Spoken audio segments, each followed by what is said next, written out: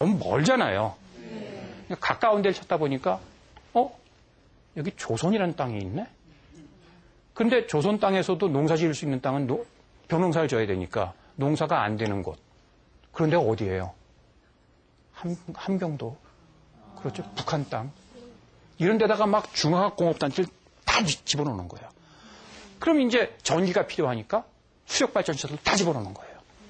산발선이 딱 거지고 나서 보니까 남한은 농업시설밖에 없고 북한은 공업지대예요. 그러니까 그 당시에 북한은 이미 공업국가입니다. 우리나라는 농업국가. 그런데 6.25 사변 기억하시죠? 어디서 주로 전쟁이 이루어졌죠? 북한, 남한. 당연하게 밀고 내려왔으니까 남한에서 전쟁이 이루어지죠. 그 관계시설마저도 전 폭격을 맞고 뭐하고 다 그야말로 황폐화돼 버린 거예요. 농업 생산이라고 제대로 되겠어요? 전쟁 때 젊은 사람 또 다 죽어버리고. 그러니까 정말로 형편무인지경인 나라였다. 우리는. 북한은 공업국가예요. 우리보다 1인당 국민소득이 적어도 너댓 배 이상 잘 살던 나라입니다. 북한과 우리나라가 1인당 국민소득이 언제 역전됐는 줄 아세요? 북한이 우리보다 늘 잘 살던 나라였었는데 해방 이후에 쭉 잘 살았어요. 정말로. 그러던 우리나라가 지금 전 세계적으로 굉장히 잘 나가는데 여러분 알기에도 북한 하면은 전 세계에서 제일 꼬라비 가는 거 아시죠? 네. 언제부터 그게 역전됐는지 아십니까? 1975년쯤입니다. 75년쯤 되면서 우리가 더 잘 살기 시작을 한 거예요. 자, 30년밖에 걸리지 않았다. 그럼 도대체 그 비결이 뭐냐 말이죠. 여러분 어떻게 생각하세요? 그 비결이 뭐라고 생각을 하세요? 많은 사람들이 부지런한 국민성과 높은 교육열이라고 얘기를 합니다. 동의하십니까? 네. 동의하시죠? 6.25 사변이 끝나고 난 직후에 이제 피난 온 분들 있죠. 네. 이북에서 피난 온 분들. 그분들이 무슨 뭐 이부자리를 싸들고 왔겠어요. 무슨 땅 문서 갖고 와봤자 아무 소용도 없잖아요. 네. 숟가락 몽댕이 하나 안 갖고 온 사람들이 평화시장에서. 근데 평화시장이 있었나? 남대문 시장에, 동대문 시장에서, 서문 시장에서 장사를 했다고 하면 돈을 버는 거예요. 근데 남한 사람들이 굉장히 경계했어요. 저 사람도 왜 이렇게 생활력이 강해? 말씀은 아침에 또순이들. 인구 지정학적으로도 추운 데 사는 사람들이요.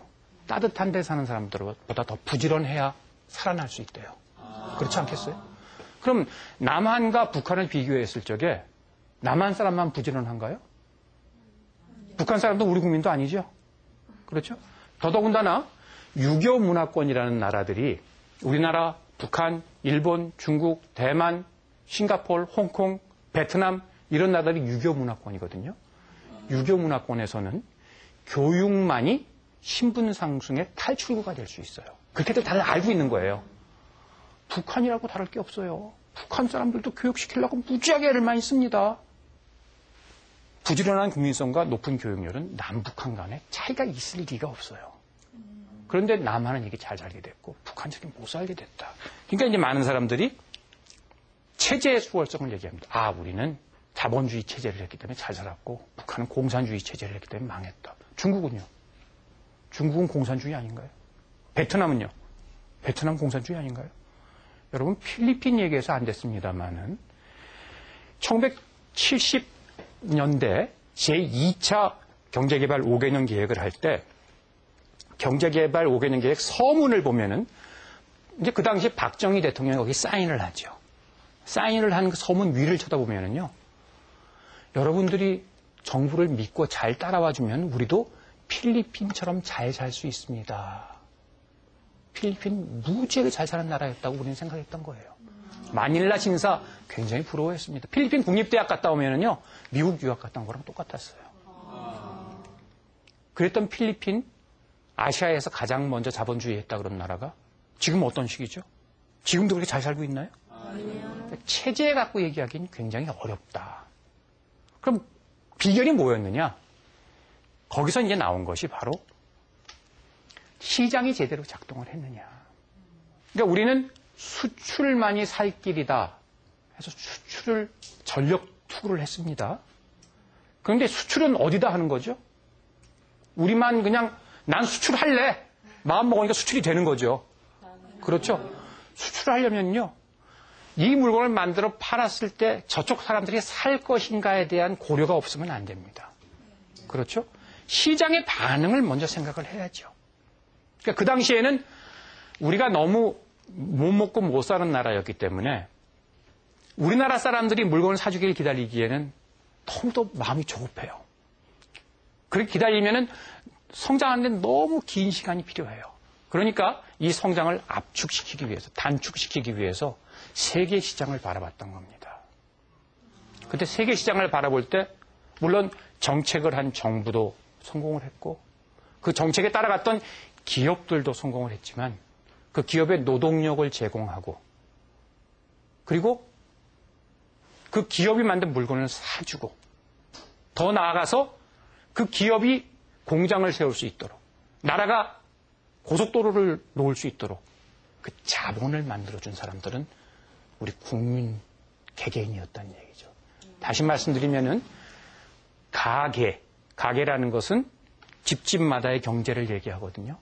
그 집집마다의 경제가 기업과 정부와 같이 손발이 잘 맞아 들어가서 시장에 제대로 반응을 했기 때문에 그리고 적절한 정부의 역할이 있었기 때문에 우리 경제는 그렇게 빠른 속도로 성장을 할 수 있었다. 또 한 가지가요. 교육을 빼놓고 얘기할 수가 없어요.